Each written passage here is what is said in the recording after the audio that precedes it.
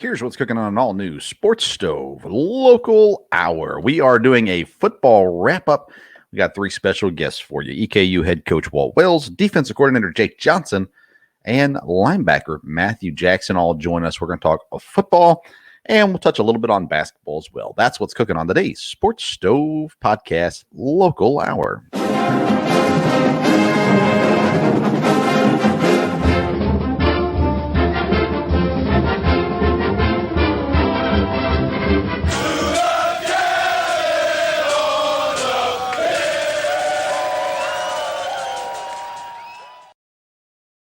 Welcome into an all-new Sports Stove Podcast Local Hour presented by IPM Pest and Termite, Central Kentucky's neighborhood pest professionals.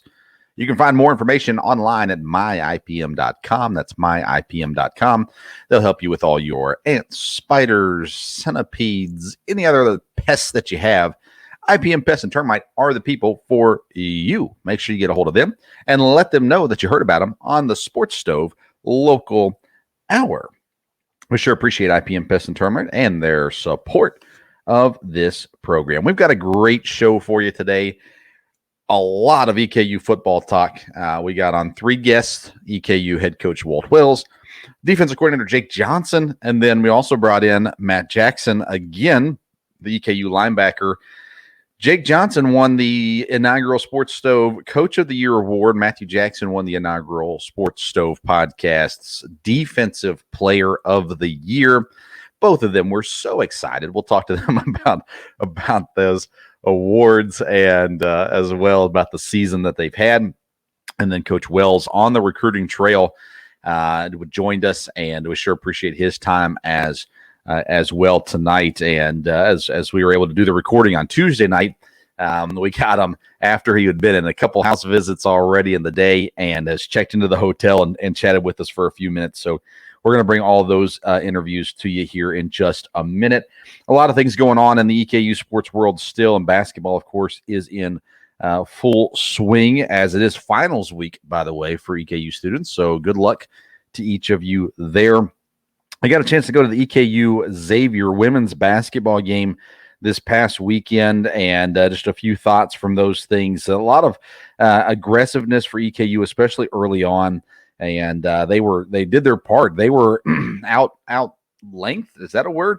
They just weren't as long as Xavier. It took them a while to get adjusted to that, as Xavier was blocking shots, knocking passes away, and things like that early on in the first quarter. But the EKU girls overcame that. Started to hit shots. Things started to go well. They were losing at the end of the first quarter. Jayla Johnson led the team in the first quarter with 8 points.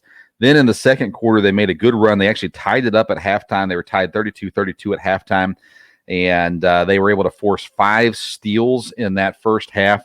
EKU was. They out-rebounded as well, Xavier, in that first half. But then the third quarter kind of is when it turned. Xavier just came out. They were a little bit more aggressive. They were more efficient as well. They out-rebounded EKU 5-15, or I guess 15-5 if you say it correctly. And they outscored them 16-12 as well. So at the end of the third quarter, Xavier took the lead. They were just a little bit more dominant there. I put it down as Xavier was a little bit more nasty than EKU. Xavier got a little physical during the game. Even had a double technical at one point, but Xavier just kind of got a little bit nastier. Then in the fourth quarter, EKU was able to play a little bit more consistently, but still at that point it was kind of out of control. And so Xavier ends up winning that game. But this EKU women's basketball team, I'm telling you, they are incredibly entertaining to watch. If you're not coming to the games or watching on television or listening on the radio, I don't know it's still entertaining on the radio, but you can't see it. And it really is a really fun team to watch. Coach Greg Todd is doing a great job. And really starting, hopefully next week, we'll have more consistent basketball coverage for you on this program as, of course, football season is done and basketball season in full swing. So we'll definitely get more aggressive with our basketball coverage.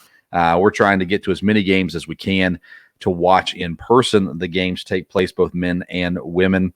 And a rough week for the basketball program, but they will overcome and they will definitely get things rolling. The key is, Coach Greg Todd said after the game the key is being prepared for conference play, and they're using these games, these non-conference games, to prepare them to practice, to fix things, those sorts of things. The idea is by January they need to be playing the kind of ball that they want to be playing, and it's going to take some time to get there. New coach late in the season, they brought him in, a new team that only a few of these girls have played together before, and so they're definitely doing that. A few names I just continue just to see that being aggressive and playing well.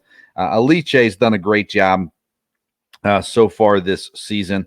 Rekanati, I'm always afraid I'm saying her name incorrectly. In that first quarter, she had 3 turnovers, but then in the second quarter, 3 assists, 0 turnovers. So continued to kind of improve along the way. Very aggressive style of play, which is positive for this team. Jayla Johnson, she is the vocal leader. She has no issue with talking and pointing and directing and those sorts of things. And she also plays very aggressive as well. Then you got off the bench, Emma Hacker is someone that I think every time she steps on the floor, she's bringing something different than what's on the floor when she comes on. She comes off the bench. She's got some height. She's a good passer. She's a good shooter. She can kind of play at any position on the floor.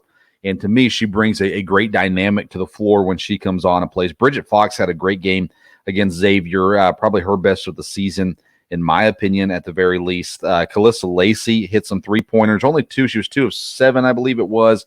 But she had those corner threes that they look like spot on. And Coach Todd said she's the best shooter on the team. So we watched to continue to see her continue to contribute as well. And then Bria Bass is just kind of that stabling force there as well. This is a great team, a fun team to watch.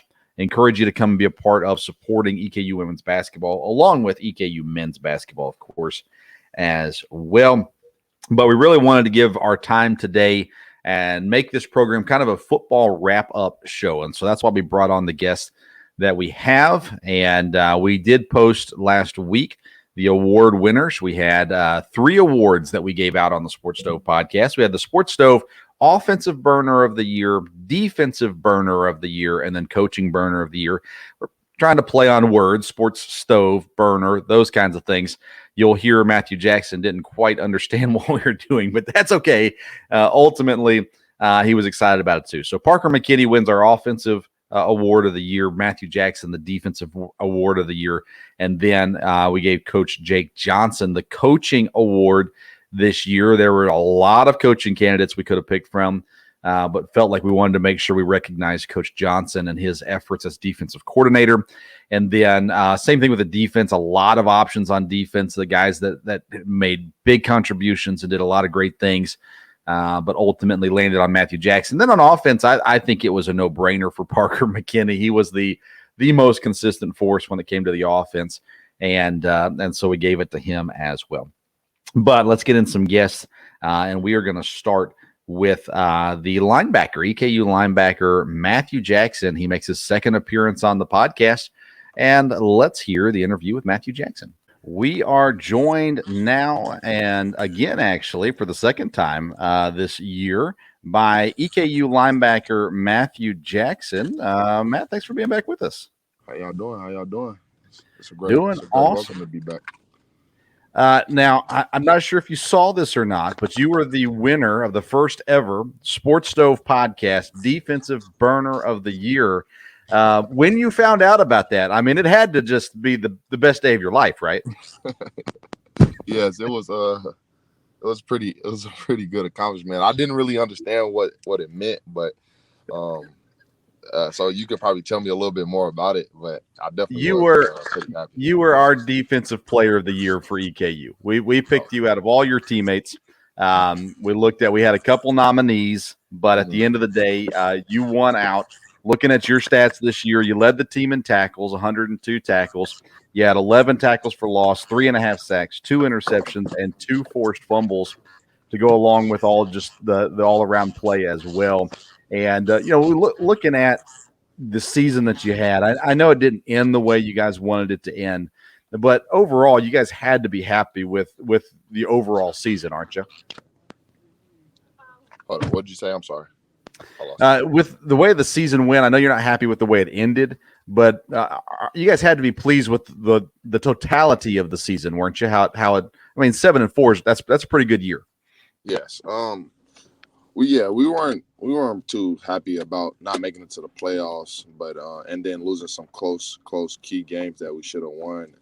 But the overall play, I was very excited for my teammates that actually played well, and we all came together in those close games to win, and the games that we did win to finish the season to try to be strong contender to make the playoffs. So.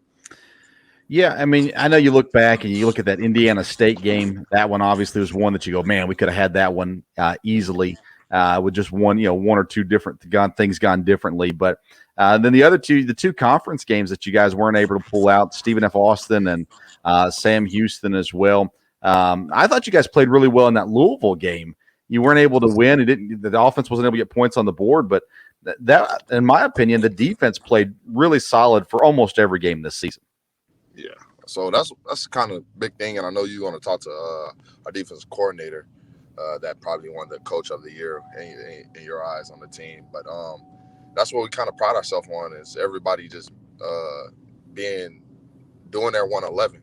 So if everybody's doing their 111 and playing to the best of their ability, like we had Davion, we had Cal, Ty leading the team in tackles too. We had D-line playing very well.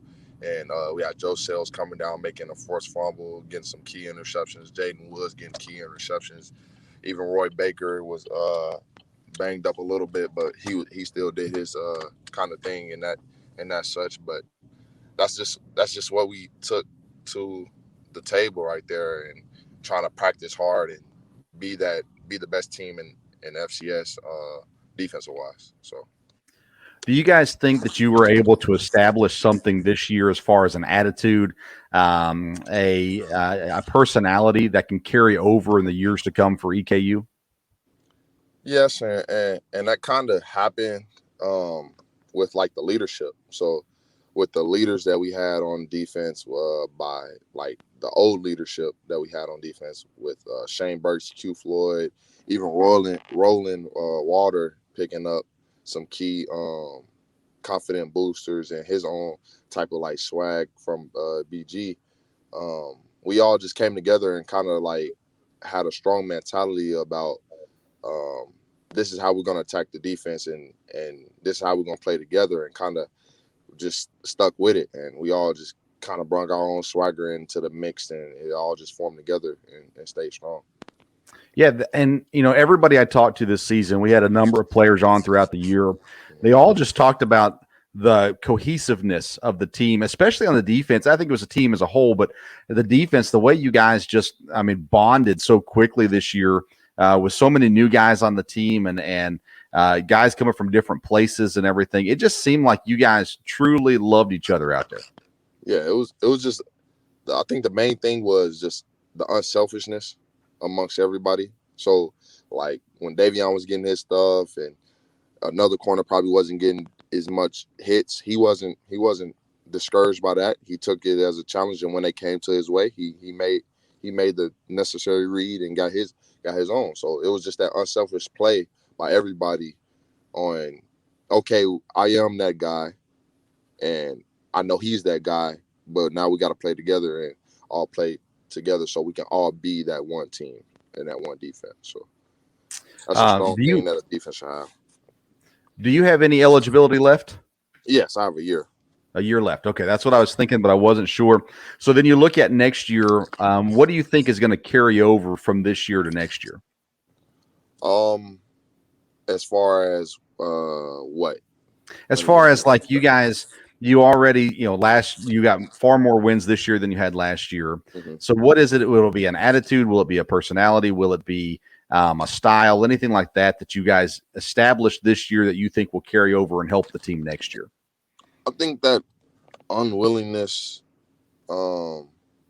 desire to just keep growing is probably what's going to make us grow even more in the spring, because as I said, there was only a couple seniors on the defensive side that were seniors. Like, so with those key factors being gone, we are still a young defense.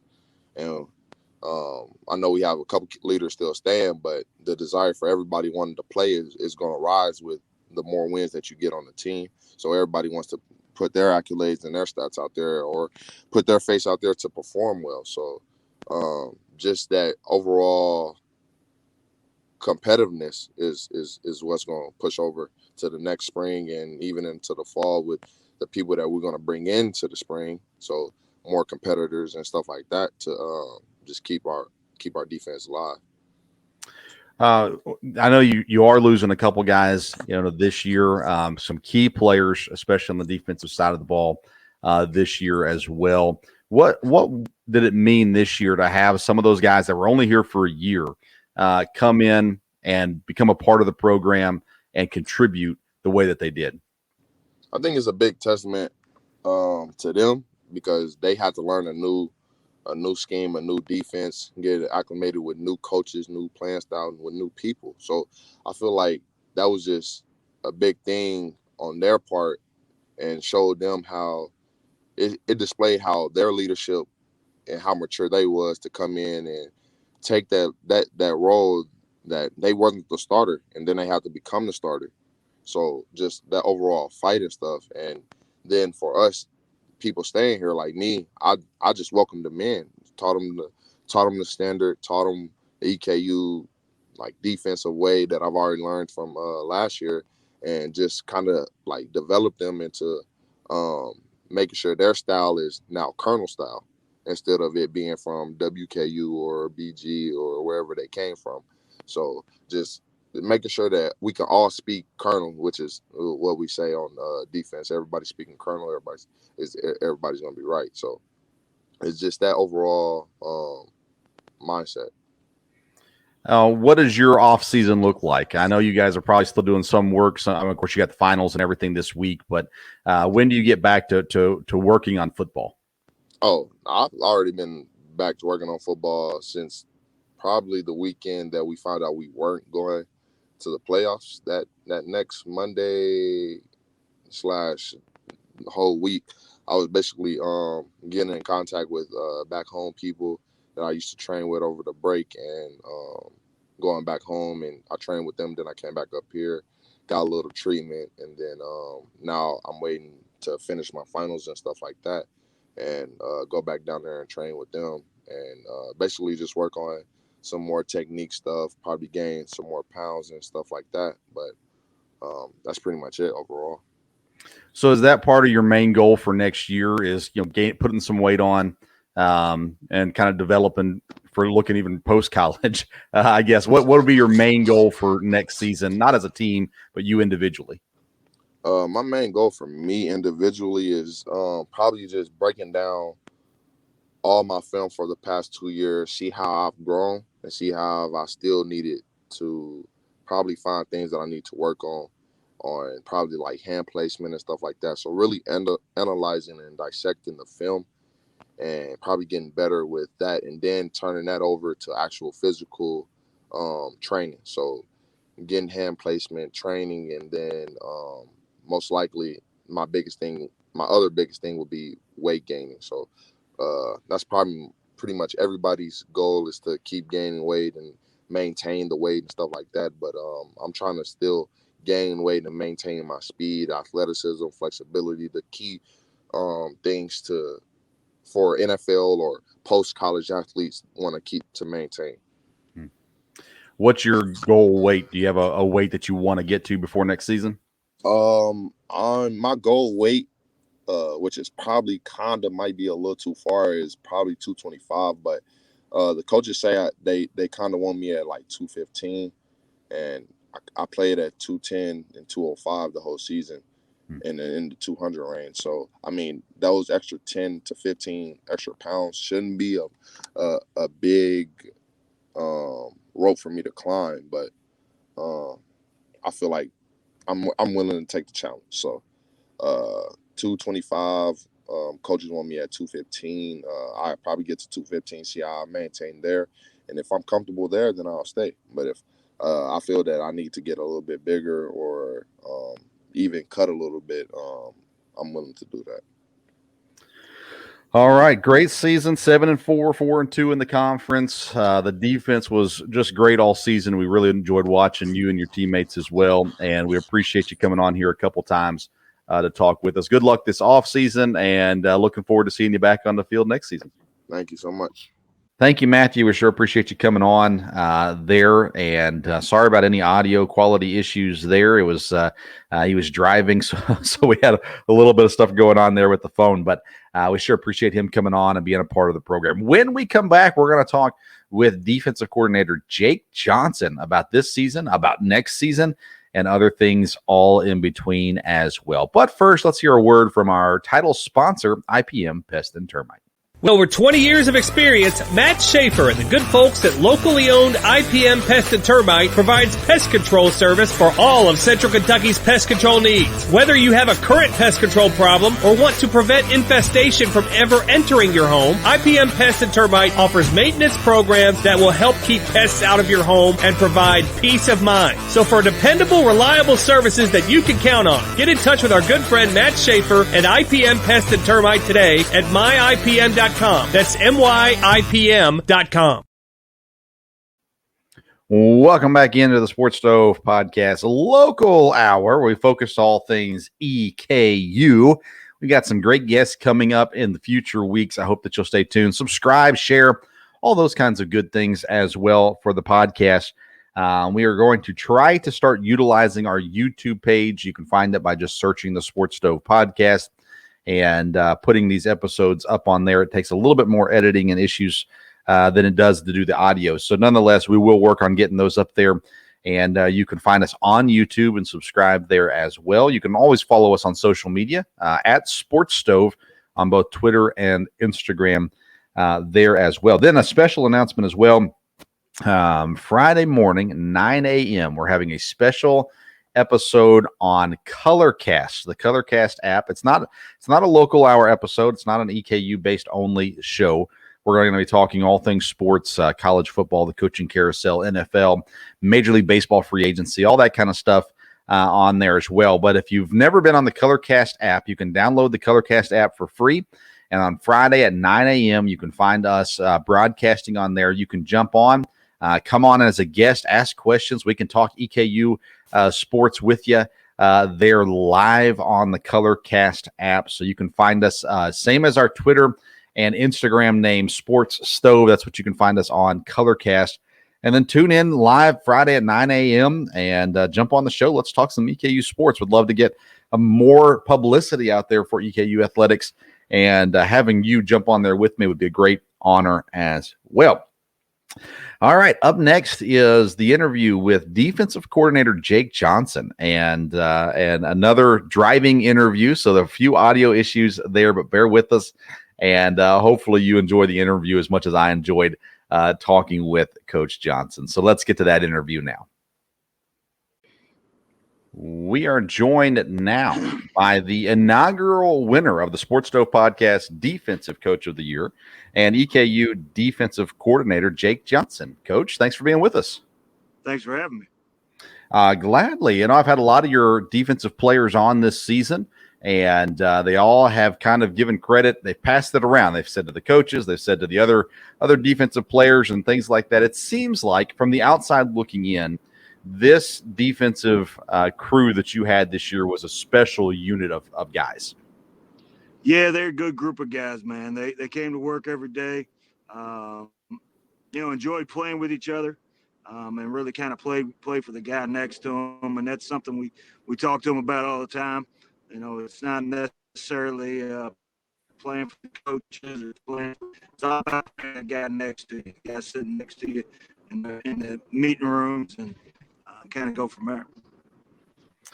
Would you say that this team has been unique of the guys that you've coached, or have you had other teams that were similar to this as far as the cohesion and the togetherness of this unit?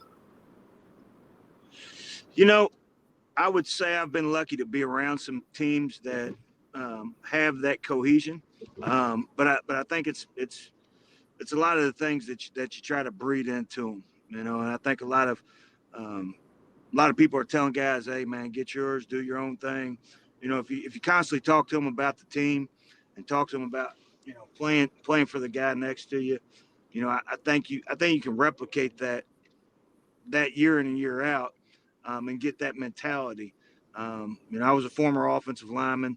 I'm a big team guy, but you know, I do think that this was a little bit of a special team too, though. You have a long history with the university, both playing. Your wife played at volleyball. You've coached here before. You're back for your second stint. Has there anything that's changed over the years at EKU that you would say has gotten better, or has it always been great? Well, I tell you, the whole campus has got a facelift, and a lot of the facilities have all changed. But the thing that I think always has made Eastern Kentucky a special place is the people around there. And that's the thing that's always made the university great, and it's been really a big part of my family. Is the people, and the people around there. When I walked on that campus when I was 18 years old, till now, they've always been exceptionally good to me. And heck, a lot of the guys that I've brought on campus, that's what makes the place great, in my opinion. It's the people. It's funny. We talked with Kyle Bailey after the Jacksonville State game and the press conference. And then once the press conference was done, everybody was packing up to leave. Kyle just kind of stood around and he just started talking to us. And one of the things he talked about was the university as a whole and why guys should come and play at EKU. We're going to have him back on the show at a later date to talk about that in more detail. But do you think that the way that the people are at EKU, what Coach Wells has brought in, what you guys are doing on the defensive side, it seems like it would be awfully enticing for guys that are looking for an opportunity to play. It seems like just a great atmosphere for guys to come into. It is. It's a really good atmosphere. You're going to get support, from the people in the community. There's a lot of pride in our school, and there's a lot of pride in because a lot of people that come to that school are first generation students. It's not Eastern's. It has a lot of first generation students, and we all, I think, as a university community, we're trying to help the next generation get better. And that, as far as helping that next generation get better, it seems like you guys are doing it again. From the guys that I've been talking with and everything, it's been great. Let's talk about some of those guys on this year's team and why it's so special. Let's start with that defensive line. I know that obviously you focus on linebackers, but you are the defensive coordinator. That defensive line seemed to really hold their own this year and produce not only in the run game and stopping the run, but getting good pressure up front from your front three especially. Yeah, those guys. We took an approach. We're going to play a bunch of them, and we did. I give Coach Hawkins, our D-line coach, a lot of credit. We just sat there and thought, really went to the Louisville game, and we're like, hey man, we need to play more guys to get all these guys playing their top game. And we didn't really have a one or two defensive line. Somebody started the game, but at the end of the game, when you looked at all the reps, but yeah, our defensive line, I think they really embraced that mantra of all those guys playing a bunch and being a unit, and I think being second year running that system, they really started to evolve. And I mean, how much different was it without having the COVID issue? I mean, you still had some COVID stuff, but nothing like last year. Being able to have that offseason and that work to put in with these guys. Yeah, there's nothing like the year before. I mean, we had a chance to work with them a bunch and get them running the same plays. I'm not, I don't believe in, a lot of different stuff. I believe in fundamental football. And our D-line plays, what we asked our D-line to do, didn't change from the beginning of spring ball to the end of fall ball. And the guys that stay around, we're going to do the same stuff. We're going to do what we do. The same techniques, call it the same words. Because I think that's how you get better. It's just muscle memory and repetition. Let's talk about those linebackers. You had some real veteran leadership there this year, both inside and outside. We had three of the linebackers on our show this year, and I actually just got done talking with Matthew Jackson just a few minutes ago. And I mean, this crew, they just seem to be the core of your defense this year. And that's, again, just me looking from the outside in. But it seemed like a real special group of guys, those linebackers. Yeah, They are. They're they run to the ball. They hit people, and they're competitive. They're really competitive. Not just competitive with the other team. They're competitive with each other. I thought it was funny that Kyle Bailey and Matt all year sit there and talk trash to each other about who's going to lead the team in tackles. And at the end of the year, they both ended up with 102. So they're tied. And they literally, that's all they talked about. Sometimes I'm like, hey, man, all right, guys, I don't care. All right, let's move on. One of you guys will have it, one of you won't. And then they're both right. They both did, So Yeah. it was a special group in that aspect. Harrison's development came along. He matured some, and he's got to continue to get better in the run game. But I thought his maturity in the pass game this year was unbelievable. Javari Anderson did a good job for us, playing different roles. I thought him and Matt did a really good job playing. One guy playing the field, basically the Sam, and the other guy playing the Jack, and against 10 personnel. And then Ubong did a great job playing against more 11 personnel stuff and guys just being unselfish. Caleb Lundy did a good job coming off the bench for us this year, which was very unselfish of him. I was proud of them. I think they'll continue to develop, and I think we have some guys that we haven't heard about yet that will continue to develop and make some more plays next year for us. One of the things Ubong talked about when he came on the show was learning how to drop into pass coverage because he was a defensive lineman before he came to EKU. You guys moved him to outside linebacker. He still got to do some of those same things as far as rushing the passer and things like that. How hard is it to teach that transition from a guy who's just been on the line his whole life and now has to learn how to drop back into coverage?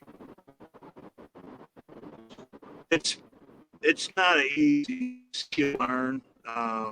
It's all about it's just reps. I mean, what you got to teach the kid is, all right, athletically, you're good enough, and that's what they all worry about first. And then you got to teach better sides. And sometimes you got to be So if somebody gets the hitch on you, just tackle the darn thing. Let's move on to the next play. But it is an acquired skill. And it did take a little bit, but I will give him credit. He got outside of his comfort zone. He worked his butt off, and you've seen him getting better and better week in and week out. You go to that back end of the defense. Davion had 3 touchdowns, pick sixes this season. Joseph Sales was kind of an anchor back there as well. The other guys stepped up and played well also. How did they complete that defense? I tell you what, they did a good job. Really route recognition and getting us lined up. Our safeties have to be our quarterbacks back there. It's they do a good job of making our adjustments and things like that. And they did a really good job with that. As far as our safeties goes, our corners, the route recognition out of those things, some of the routes that Davion jumped and made were just great plays. I mean, I wish I could take credit for a great call, but they weren't. One of them, he was supposed to be in the third, and he knew the route because of where somebody was. And he's seen it and studied film, and he went and made a play. And that's what you got to. Those are the things that they really, as a group, took on the identity of themselves. I thought Coach Dietzel and Coach Franklin did a really good job of getting their guys in there, studying more film. Woods would have those guys over there, and you see them on Wednesday night when the coaches are, we're leaving out of there. We're having our meetings at night, and I'd see those guys coming out of the film room. I'm like, man, and they tell me all kinds of stuff. There was one game that it was I think it was a Tuesday or Wednesday, and Woods came in and started talking about something that the offense does, a hand signal that we hadn't picked up yet as a staff, and he picked up on it. And that stuff's invaluable. And when we got guys doing those extra things, it pays dividends. You guys are working on building next year's team now. How hard or easy, I guess, how does the transfer portal affect your job as far as a recruiter goes? Does it make it easier or harder? I think it makes it what it is. I don't know if it's easier or harder. I know there's a lot of work that goes in recruiting. it's just different. It's not necessarily harder or easier because, obviously the portal goes both ways, and you just got to be on top of it. You get phone calls from coaches at schools and stuff like that on guys, and it's just different. It's just new age recruiting, and I think it makes it harder to focus on the high school kids right now, because there is so much talent available everywhere. It used to be, all right, this is your pool of talent, that's your pool of talent. You go find those pools of talent. But now with the portal, there was probably 50 kids that went in the portal today. There'll probably be 50 kids that go in there tomorrow. So you got to constantly stay on top of it. Well, you guys definitely were able to build a team this year that had success. I know that season didn't end the way you guys wanted it to end, but I still think it was a very successful season and a lot to build on for next year as well. You do lose some valuable guys, some leaders on the defense, but you also return some really talented guys that played a lot of football for you this year. How much do you expect there to be turnover as far as a percentage-wise, just guesstimation? I know we're early in the process. That you would say guys that were already on the team are playing next year versus new guys that are filling in? I really don't know at this point, because it's so, we did lose some valuable members, and then there's some of those guys that can graduate, they're in different situations, because you had that super senior year where we had some super juniors in there, it's just so early to be able to tell, but I think we'll be able to return. We played about 22 last year, 22 guys, the majority of the time. I'd say we'll end up returning the majority of those guys. Probably be, I don't know if you had to put a percentage on it, probably 70, 75%, but it's early. Yeah, it sure is. Well, Coach Jake Johnson, defensive coordinator and inside linebackers coach for EKU, you were awarded the inaugural Sports Stove Podcast Coach of the Year. You beat out some of your assistants and your head coach as well. We thought they all did a great job, but we wanted to make sure you got some recognition for the job well done this season. So congratulations on a great season, and looking forward to the defense you put together for next year. Well, I certainly appreciate the award. I don't think I've ever got a coaching award before, so I'm very fired up about that. And thank you guys for all your great coverage of our program. Hey, thank you, Coach. Enjoy yourself. Stay safe out there, and enjoy the recruiting trail as you get going on that. Okay, thank you. Thank you, Coach Johnson. We sure appreciate your time and enjoyed talking with him. It's the first time I've had a chance to talk with Jake Johnson, and so enjoyed that. And a long history with EKU. His wife, again, was a very good volleyball player. He was an offensive lineman, and we didn't get into that conversation as far as the offensive lineman coaching the defense and all that kind of good stuff, but that happens a lot. But nonetheless, it's great to have the Johnsons back in Richmond, and appreciated his time as well. Our final interview of the episode is presented by Bible Pathway Baptist Church in Richmond, Kentucky. You can find more information about the church at BiblePathwayBC.com. That's BiblePathwayBC.com. Services are Sunday at 10:45 a.m. Then they feed anyone that attends the service afterwards for lunch, and then they have a 1 o'clock service if you're willing to stick around for it. And friendly people, maybe the friendliest church in Richmond. But nonetheless, Bible Pathway Baptist Church invites you to attend any and all of their services at any point. Sure love to have you there. Just as Bible Pathway Baptist Church invites you to attend their services, we invite back Walt Wells to the Sports Stove. We are joined now by EKU head football coach Walt Wells, back with us on the program. Coach, let's start by squashing the rumors. You're not going to Notre Dame, are you? No, I'm not Catholic, so I'm good. I'm Baptist. They wouldn't hire me. I know everybody's just wondering. I mean, Stoops was just, a ploy for all them jobs for me, really. Yeah. Let's talk about the season. 7-4, 4-2 in the conference. I know it's not what you wanted, but I still think it's a really good season. Well, yeah, I mean, it's not. I mean, you're never satisfied without championships and the chance to play for championships. But I'm proud of our team and I'm proud of our staff and a lot of the things that we accomplished this season. I mean, you take a step back and look at everything that's gone on. I mean, our motto is still a matter of pride and expect to win. But it's there is some pride that came throughout our season, I think. And I think we learned how to expect to win big games and games that are important games. We lost some too, and that's the heartache of it all. But I think we learned from all the way from the beginning of the season through the season, and continue to build the culture that we're looking to build here at EKU. With that building a culture, it seems like the guys that came in just for 1 year came in and contributed, gave you a lot, and really bought into what you guys are doing at EKU. What does that say about your program, about your staff, about the players that were already here, that these guys can come in, and it says a lot about them as well. It came in for just 1 year and bought into what you guys are doing. Well, I think first and foremost, you said it last. You're talking about the young men that came into the program, the Kyle Baileys, the Roland Walters, there's a list of them, and too many to remember right away. But we brought some guys in that wanted to come and contribute and help us build what we're building. They wanted, to create value for themselves, and we always talk about that. But they came in, had the right mindset. We want to be about football, and that doesn't mean we're not going to do all the other things that encompass the growth of a human being and a young man and all that good stuff.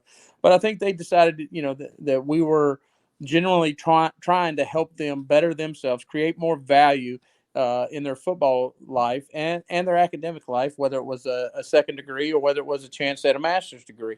Those guys came in and played extremely hard and extremely well for us. And Brad Davis just pops into my mind. Think about him running off the field on the last time and hugging him. And just I think it speaks volumes to our staff, too, and how they can relate to these kids and these young men and what they're going through in today's world. So really pleased with how they all interacted and how they infected our program. Like I said, a Kyle Bailey, I don't know how him and Roland Walter and Brad Davis aren't elected, all conference teams, and there's more, but it is what it is. And I was proud of what they've done, and they're eternal colonels, as we like to say.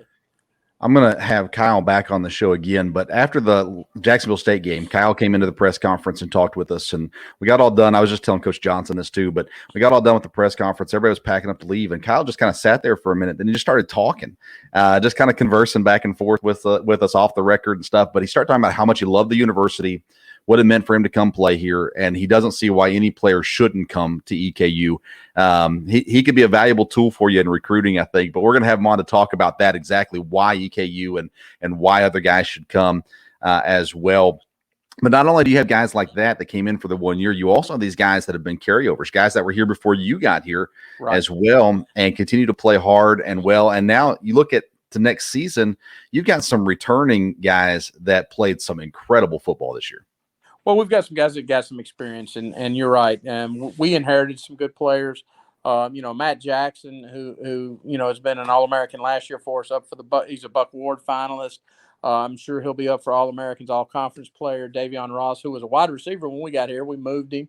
The list goes on some other guys. Parker McKinney, obviously, had played a couple of games here when we got here and been off and on as a starter. And, for whatever reasons, and I don't say that to bash anybody or I'm not in their shoes, wasn't in their shoes, but those kids have really bought into what we're doing and we bought into them, I think. And I think it's a two-way street when it comes to trust. And I think that's the most important thing that time takes to build. And we got robbed of it in the COVID year. We're getting ready for spring ball and all that good stuff, and COVID happens, and we try to figure out how to do summer, and we got a bunch of issues there, and it's just a lot of different things that were going on, and those kids just continually bought into what I think they felt that we genuinely cared about them, and they started to trust us, and they're good athletes, and started making plays, and they got a good experience last year, and they kept working to be the players that they are, and there's more than just those three I named, but there's Matt Wilcox,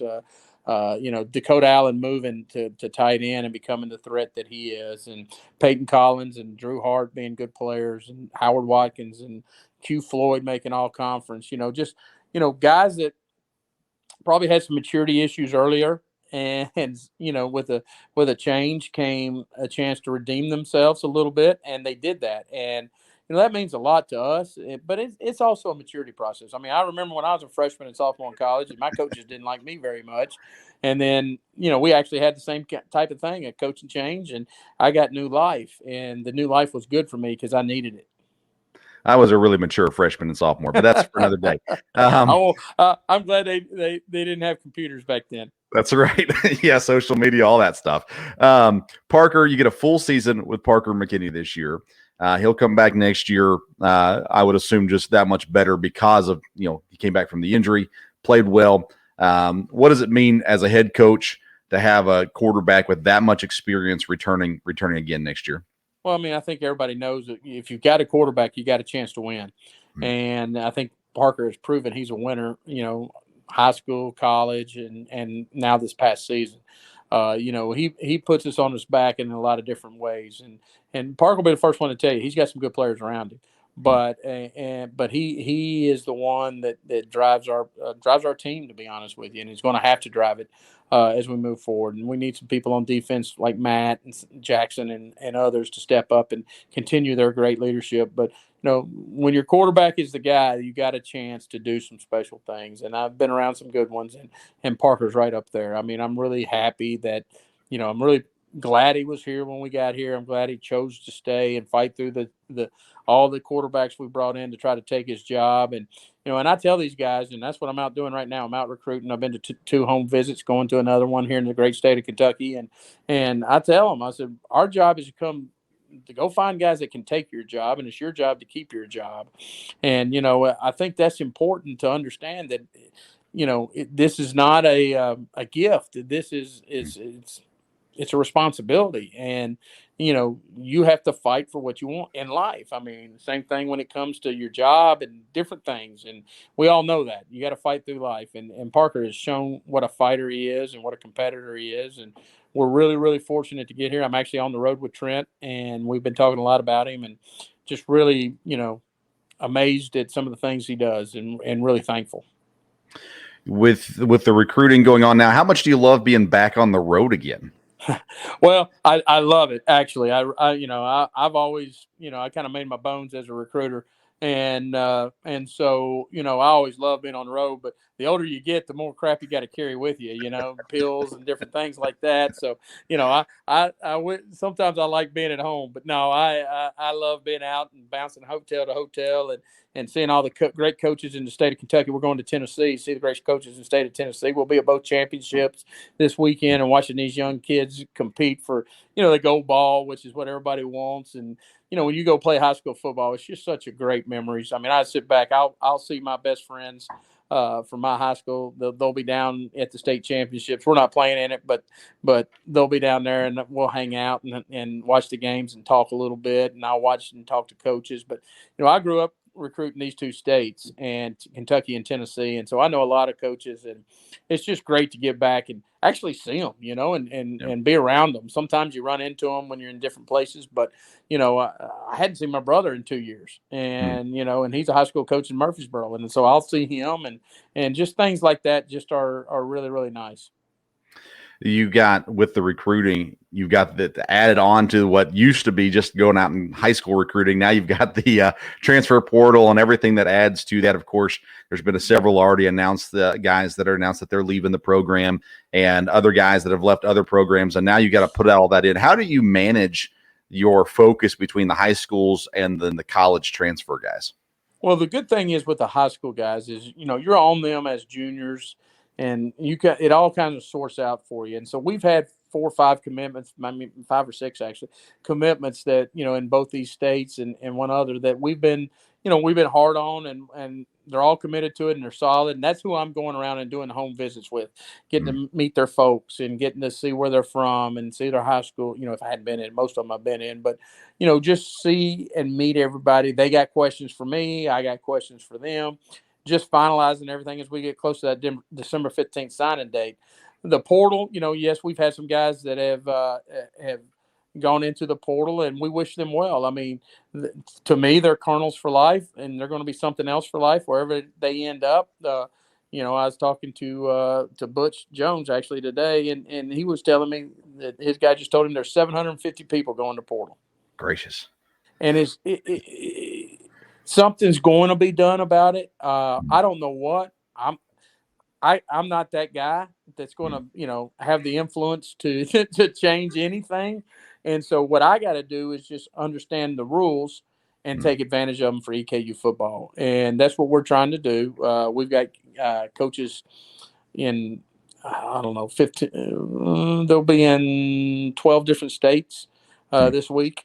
And so, we're really trying to find the right guys. We don't have a lot of scholarships to offer with the nutrition we had. Everybody saw Senior Day. Right now, a lot of those guys are coming back. I know that can change, and I just, I keep a lot of that stuff in house. But right now, we've got good return rate on our football team, so we don't have a lot to offer, but we do have some holes we have to fill. We have to increase our talent. We have to get to that next level that everybody wants us to be at, including ourselves. And so that's what we're out trying to do. And, this time we get to look at them, see them, talk to them, see where they're from, know more about them, the same thing that they get to do to us.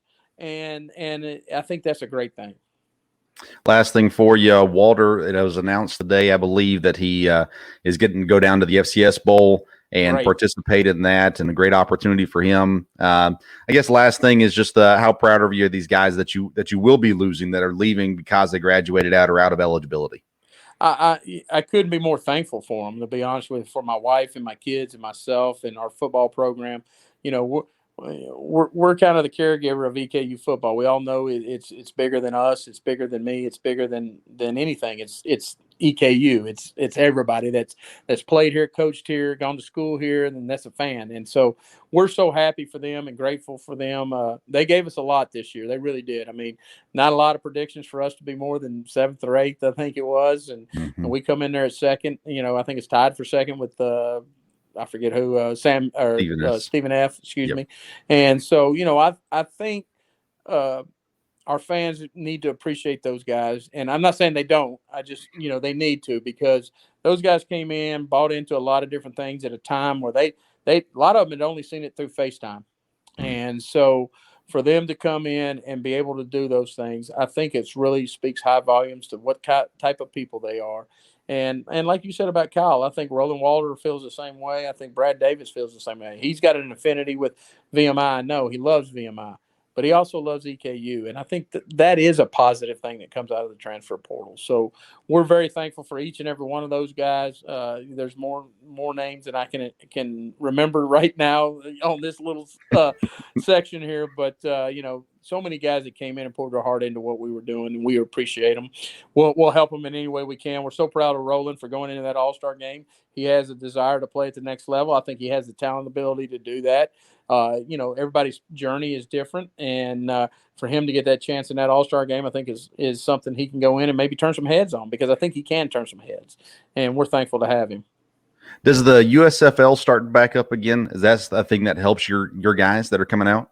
I think that helps everybody. Yeah, my guys, our guys, everybody. I think the more football that's played, the more opportunities there are. I'm a guy that kept trying in Canada and never really stuck that long, but I got a chance to at least taste it. And, my brother played in the USFL. He played for the Memphis Showboats with Reggie White. And so, guys get a chance to do those things.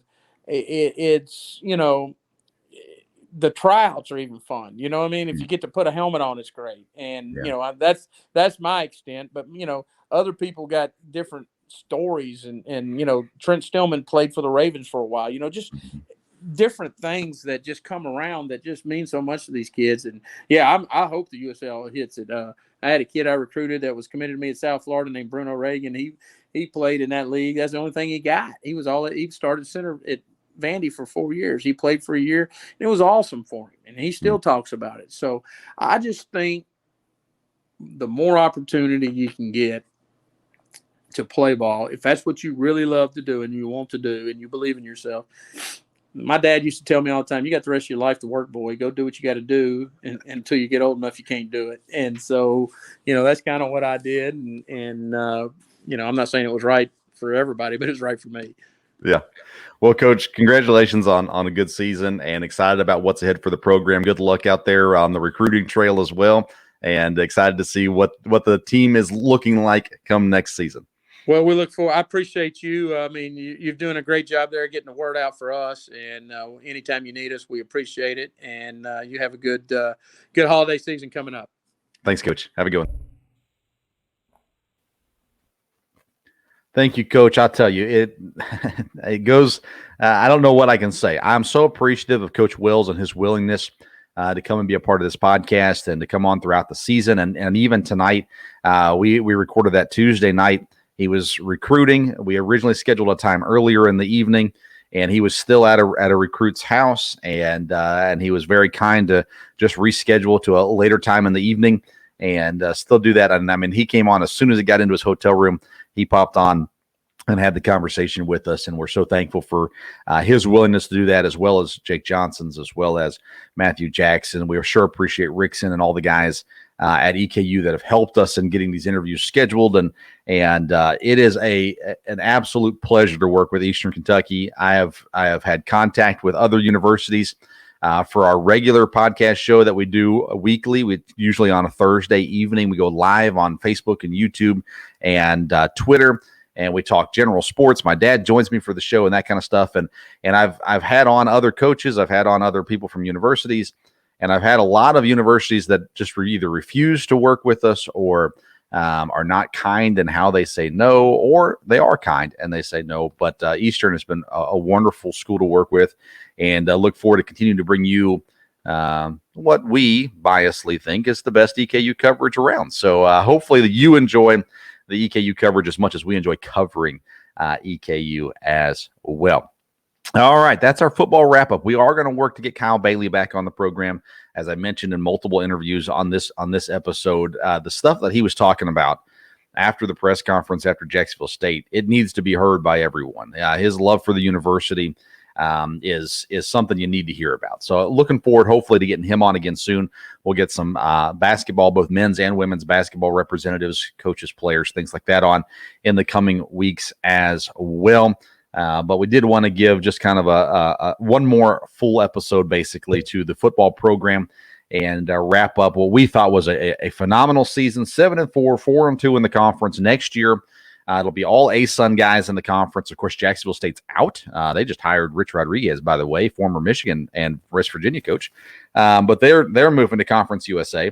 Then we got some teams that we didn't play this year that will be transitioning into the ASUN as well. So it'll be a great time. And we'll talk more football as the summer lingers and things like that, recruiting. We'll keep up to date on the recruiting stuff as it comes out as well. Several players have announced that they are leaving the program and entering the transfer portal. None of the ones that I've seen, at least, or heard of yet, are ones that played significantly, obviously. Otherwise, they probably wouldn't be transferring out in most cases. So, but they are headed away. New guys will be coming in. I know the coaching staff is excited about some of the guys coming in.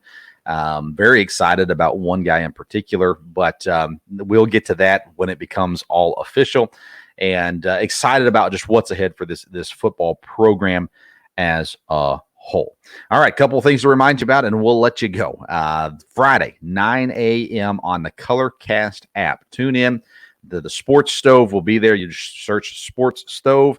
It'll pop up there. You can join the program. You can come on the program and talk about EKU or any of the other topics that we're discussing at the time as well.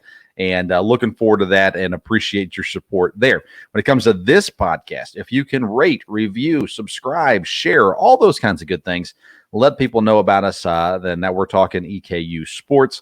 You can follow us on social media at Sports Stove on Twitter and YouTube. You can find, Instagram. You can find us on YouTube. We're working on putting these episodes on YouTube as well, and you just search for the Sports Stove Podcast. You'll find us there. Thank you to IPM Pest and Termite, Central Kentucky's neighborhood pest professional, for their part in this program and sponsoring and supporting us as well. Find more information at myipm.com. That's myipm.com. Hope you had a great Thanksgiving, and looking forward to our next program next Wednesday, the local hour. And then you can always catch our other episode of the Sports Stove Podcast, usually Thursday evenings live. And then, of course, Friday morning, you can find it in the podcast as well. Thank you so much for tuning in to today's episode. Until next time, we'll see you around the Sports Stove.